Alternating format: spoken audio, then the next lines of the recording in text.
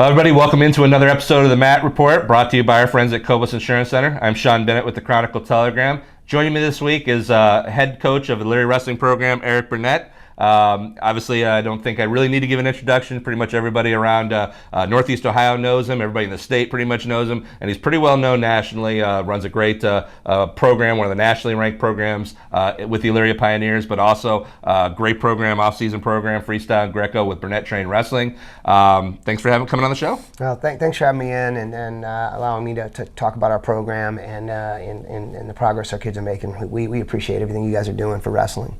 All right. Well, obviously, I said it's a great time to have Erik on because Elyria is right in between two big events. They were at the Greater Cleveland Conference Tournament this weekend, won that handily. Going to be the top seed at Oregon Clay for the dual team regional tournament this weekend. So it's a great time to have on. You guys, we're going to start with our top three performances, and you guys were pretty much the only Lorain County team in action this weekend. So, surprise, surprise! Right. It's all Elyria guys in our top performances. And we're going to start it off with somebody I think you probably know pretty well, Nate Burnett. That's your youngest son. He went 4-0 this weekend, pinned his way to the 132-pound championship at the GCC. Obviously, Friday night, the night before, kind of an odd situation. You guys had your final GCC dual meet against Medina Friday night, and then less than 24 hours, you guys are wrestling at the GCC tournament. He obviously did a fantastic job getting a win against Medina, then pinning his way to that 132-pound championship, including pinning number 12 ranked in the state, Brunswick's Miko Miloradovic. So just really turned it on this season. Yeah, he did a nice job. And our kids really like wrestling at home, and Friday night was kind of a cool thing. Medina, it was a straight up match. It wasn't a double duel, so we were able to recognize our seniors and their parents, and so it was a cool thing. Nate had a forfeit. The Medina kid was sick, so he was a little disappointed that he didn't get to wrestle that night. But then put a nice tournament together on Saturday, and he's making good progress. And that's all you want. The wins are for the kids. If you can keep making progress, keep the ball rolling, maybe something cool can happen here at the end of the year for him. Yeah, I'm kind of excited to see what he does in the postseason. Next up, Ben Dorr, a senior with the program. He went 3-0 with a pin and a major decision to win the 195-pound title at the GCC. Obviously, major decision against Medina Seth DeCola on Friday night. Bounces back with a pin of Euclid's Frederick Lissy, who's ranked number 18 in the state, and then again knocked off DeCola in the championship match, in a tight match, a little tighter match, obviously the second time around, but really showed some moxie in getting that win.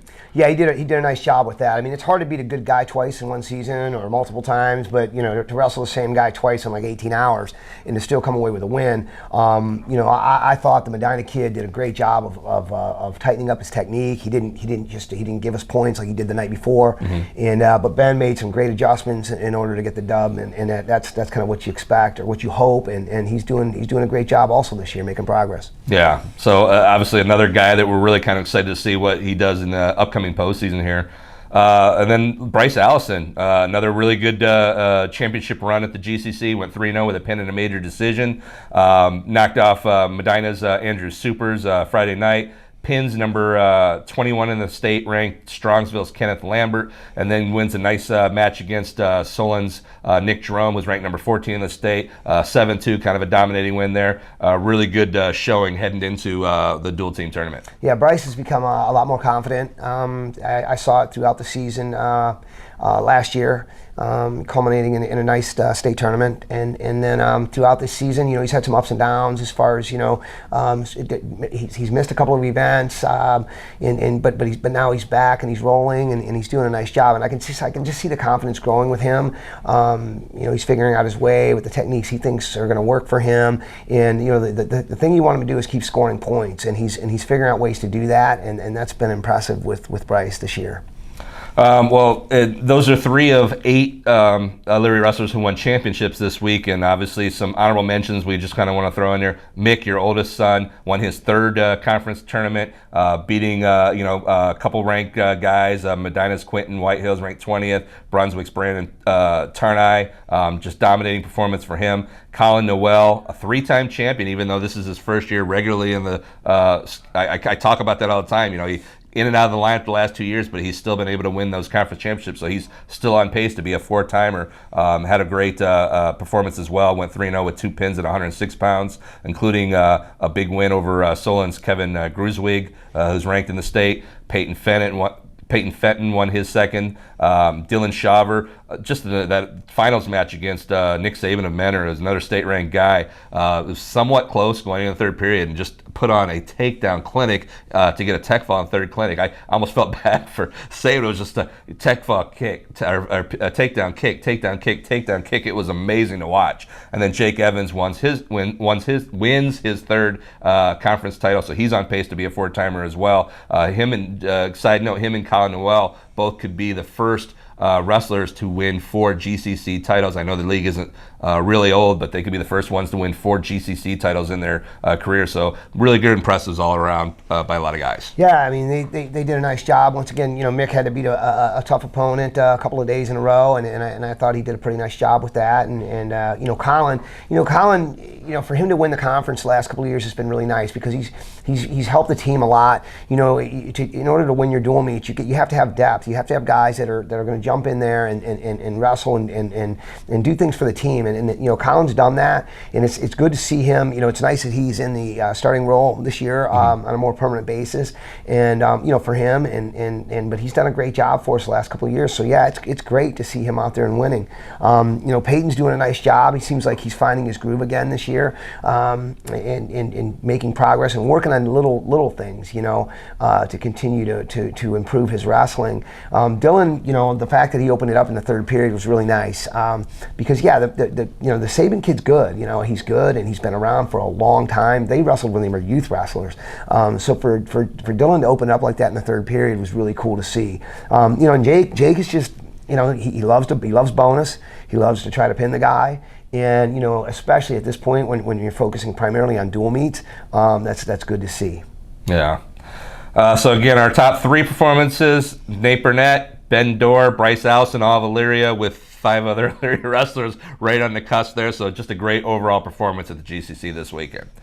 Well, let's move on to our next segment. It's called My Favorite Move. It's sponsored by Century 21 Deanna Realty. It's a great segment. I get out to Elyria I think both your sons have got to do it over the last 2 years. This week we're going to have Columbia's Hunter Smith. He's going to show us the head outside single. Very common, I think, a move that a lot of wrestlers learn early and use often. My Favorite Move, sponsored by Century 21 Deanna Realty. This is Columbia's Hunter Smith with the head outside single. Hello, my name is Hunter Smith. I'm a senior at Columbia High School. This is my 6th year of wrestling. I weigh 220. My favorite move is a head outside single.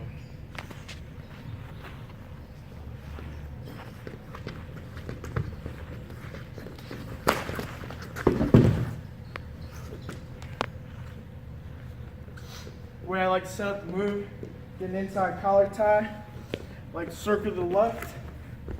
When I see that leg open, I take my shot, turn the corner, drive the leg, take him down, cover him, and my 2.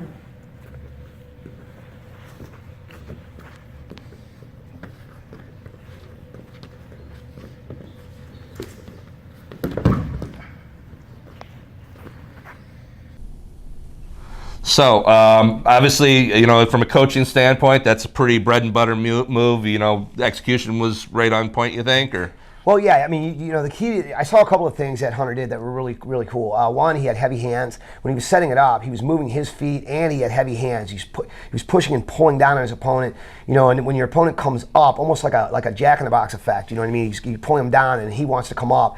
Then Hunter hit a really nice shot. He penetrated well. He had his head up, which is such a key because, we work on this every day in our room. And the key is to have your head up. You want to have your back as straight as it can be, going up like this into him. And then you want to take off almost like an airplane taking off. You want to go up into him, which is what he did. You don't want to hunch. You don't want to get in there and hunch on it and give the guy an opportunity to defend. So I thought his technique was spot on, and it was cool that we were able to check that out. Awesome. Well, there you go. That was my favorite move, Columbia's Hunter Smith with the head outside single, brought to you by Century 21 Deanna Realty.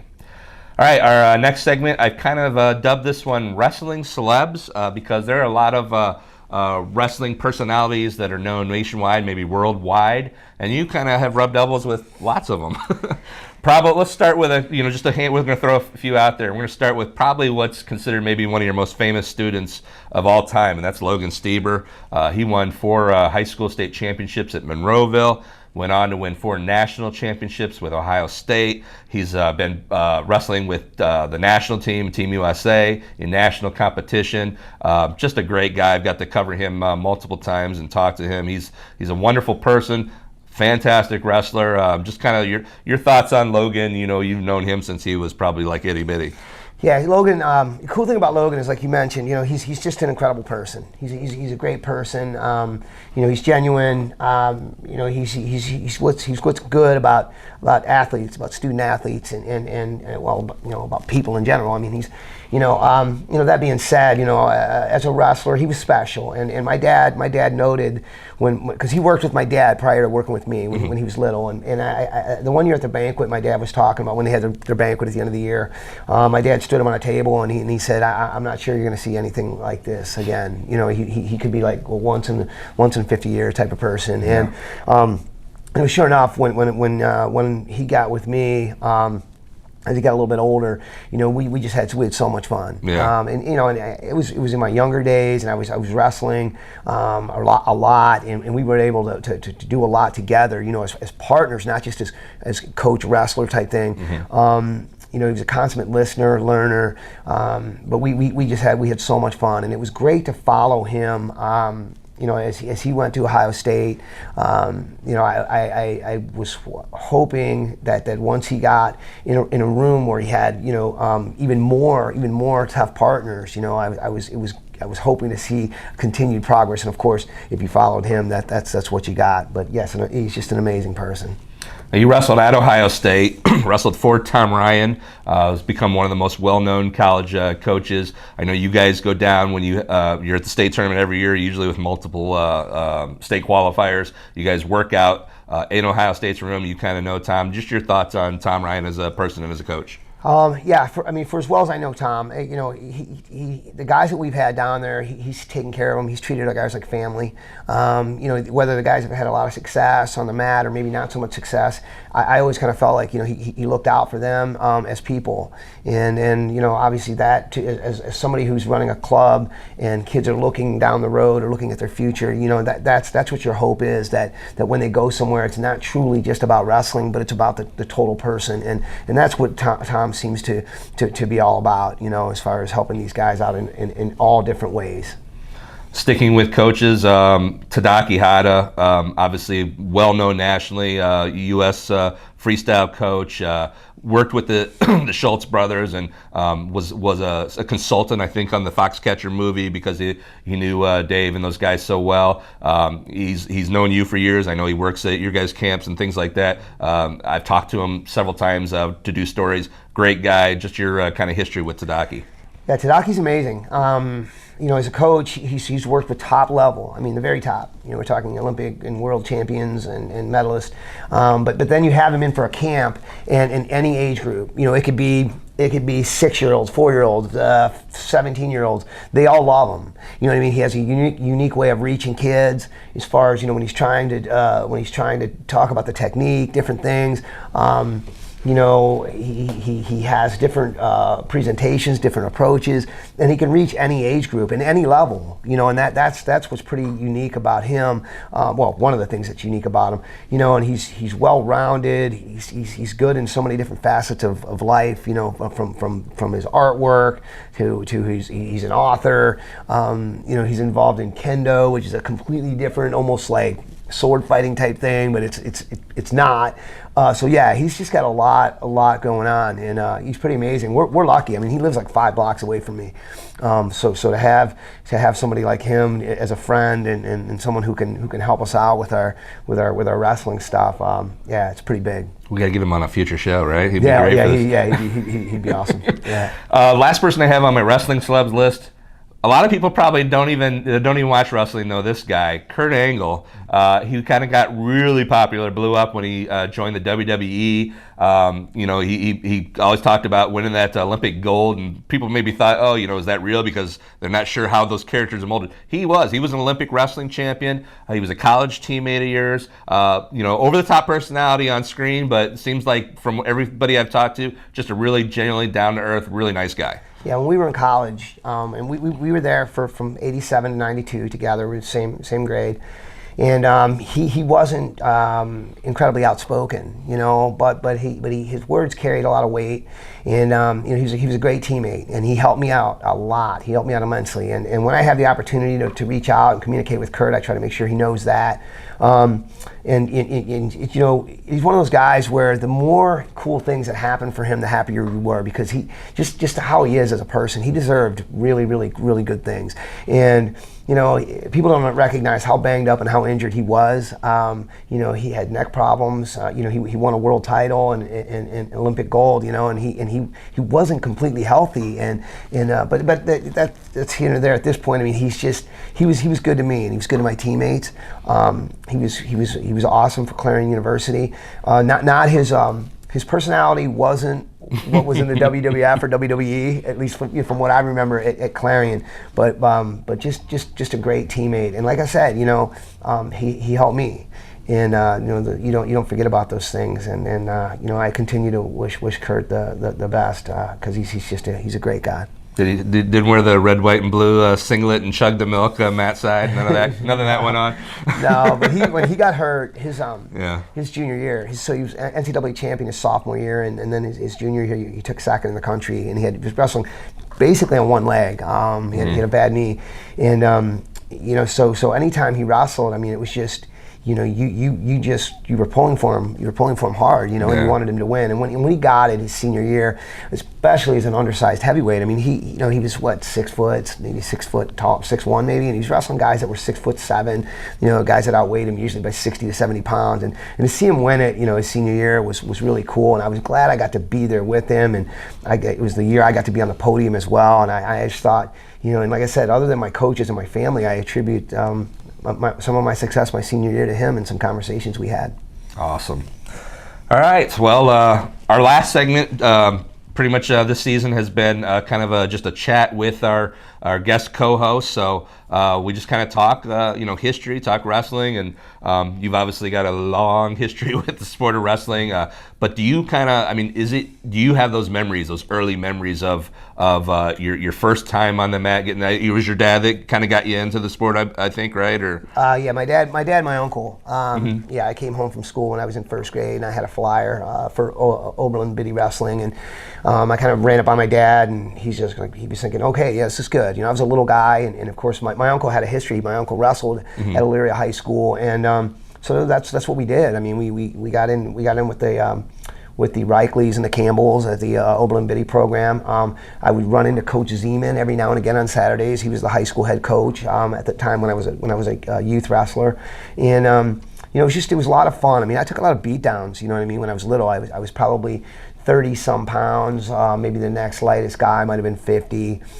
So it wasn't ever about winning and losing back then, especially on the mat. Winning and losing for me was in the neighborhood. I was the smallest, youngest kid in the neighborhood, and we would play football or baseball in the backyard, and I wanted to win. And I could be pretty obnoxious at times, and there were times my dad had to take the equipment and make me go inside and calm down, and because I was throwing a temper tantrum because my team wasn't winning, or maybe my older friends weren't throwing me the ball or whatever. But I was ultra competitive. But it was crazy because with wrestling, it was like I knew that it was a learning process, and that I was just trying to get better. Obviously, like you said, you were at Oberlin. You went to Oberlin High. It was kind of a program. Nowadays they kind of almost struggle with numbers a little bit, but back then that was one of the powerhouses in the area. You guys had multiple guys get to state every year, champions. You were one of the third or fourth-time state champion in Ohio history. Your time from Oberlin was probably, I'm sure, good memories for you. But just to talk about those high school years, it seems like obviously a little bit different era now because the weight classes were different. There's been so many different alterations to wrestling compared from now to then, but still just a great era of wrestling. But you never do anything on your own. I mean, that's the bottom line. I mean, people, they can write newspaper articles about you, and they can talk about you being a state champion, but none of that happens without the support of your parents and your family and your siblings and your grandparents, and then you got your coaches at the high school, and then you got your teammates. You got to have guys that they're going to come in there and try to push you and try to beat you up. And my weight class my freshman year was 98 pounds, and I walked around at maybe 99 or 100 pounds. It wasn't like I was cutting weight that year, but my teammates, guys like Chris Knipper, Dave Sonner, Tad Cowling, Aaron Freeze, these are guys that they had good careers, and maybe they weren't recognized on the state level as much. Although Dave Sonner, my junior year, his senior year, he did qualify for state on one leg. He broke his ankle at the district or at the regionals back then, and he still won his next match in order to qualify for state. And it was actually a pretty inspirational thing to behold at the time. It was, and I've talked to Dave about that. I've communicated with him throughout the years about how really cool that was. Not that he broke his ankle, obviously, but that he was able to persevere and get down to the state tournament. But we had so many guys, Dwayne Kemp and Fred Sims, and just guys that they were so helpful, and Jimmy Clark and Coach Zeman and the people from outside of your program. Southview ran some stuff in the off season, and Elyria ran some stuff, and Firelands, I would go with Coach Ristis and lift weights and hit an open mat over there in the off season, and North Olmsted. There were just people all around to go to. You don't win a state title. You don't have success in wrestling without a whole bunch of people helping you out. That's just the way it is. It seems like the culture you're describing, it maybe went away from that a little bit. Like people were more protective, and it seems like it's coming back to that, where people are really starting to lean on each other. The programs are working with each other. Do you kind of feel that way, that it's starting to go back to where kids are pretty much welcome to go wherever and get better? Yeah, well, I mean, when you're looking at the future of our country, and I mean, our youth, okay, we're relying on our youth to have successful work habits and things like that. So, if you block it off and you say, well, okay, everybody from Elyria, I'm going to work with you, but you don't wear our singlet, so no, I'm not going to work with you. You know what I mean? That doesn't work. Doesn't bode well for the overall future. If you can help impart onto our younger kids, good work ethic and some of the things that you want, attributes, honesty, things like that. That's what you want to do. And if one of our wrestlers from Elyria has to wrestle that guy from another school during the season, so be it. It is what it is. But it's the big picture, because you want to try to impact youth in a positive way for the future.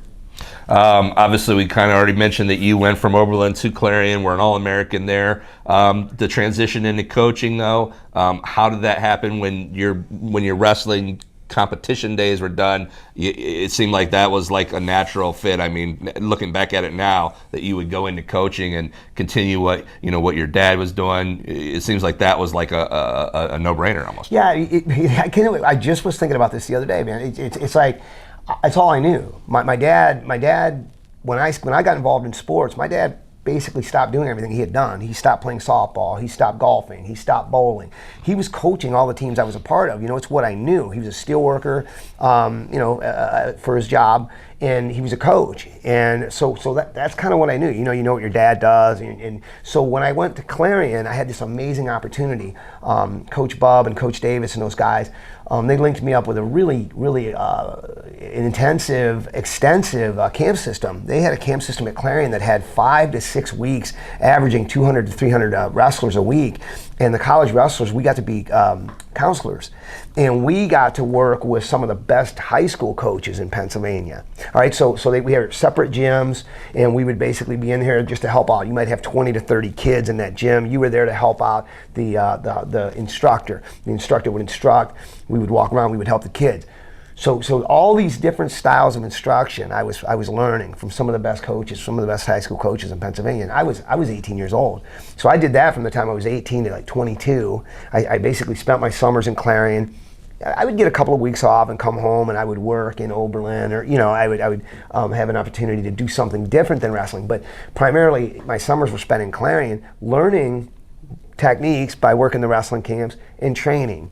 lifting weights, wrestling with my teammates, working out 2 to 3 times a day, and also learning how to coach. Whether I knew it or not, I was learning how to coach.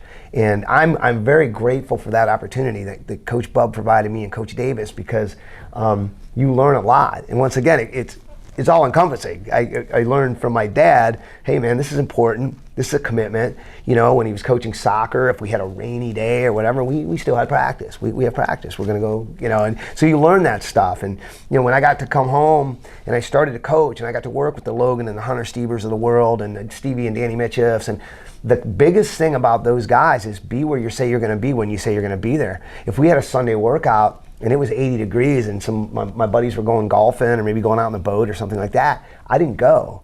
I learned that from my dad and from my coaches, that you commit to something and you be there, and that's what you do. And that's really why I've been afforded these opportunities to work with these amazing people. And obviously it's branched out. You're now, like I said, Elyria is ranked number 12 in the nation in your program. The off-season, BTW, Burnett Trained Wrestling, you work with your brother Scott, who is running a great program in Perrysburg now.